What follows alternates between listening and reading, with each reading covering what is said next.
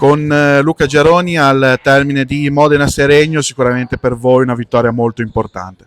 Sì, sì, per noi è una vittoria importantissima questa, perché venire a fare punti su una pista come questa, che sappiamo già che è difficile per sua natura, poi comunque contro una squadra che dopo l'arrivo di Crudeli comunque aveva vinto 2 partite, ho visto anche la partita che hanno fatto col Tiene martedì, insomma è una squadra che gioca molto bene, e quindi per noi stasera sapevamo che sarebbe stata difficile, però siamo stati bravi e fortunati anche a portare a casa 3 punti, perché comunque nel secondo tempo la squadra mi è piaciuta molto meno rispetto al primo.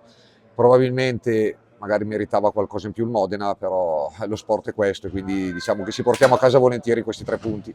E sicuramente si dà continuità al pareggio contro Tiene. Secondo te questa squadra, questo Seregno, dove può arrivare?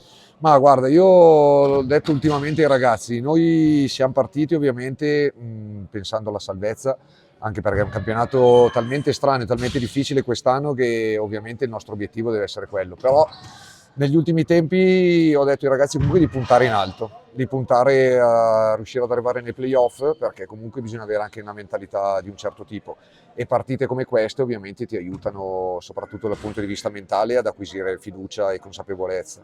D'avversario invece, secondo te Modena, dopo questa sconfitta, cosa deve fare, come deve ripartire e dove può arrivare? Ma l'avversario, ti dico che Modena è un'ottima squadra, ha delle individualità importantissime ed ha anche un buon gioco, perché comunque secondo me oggi hanno giocato molto molto bene. Io penso che abbia la potenzialità per arrivare in alto, poi dopo saprà benissimo Roberto il lavoro che deve fare con i ragazzi qua, però potenzialmente secondo me è una squadra che potrebbe valere le prime 4 posizioni.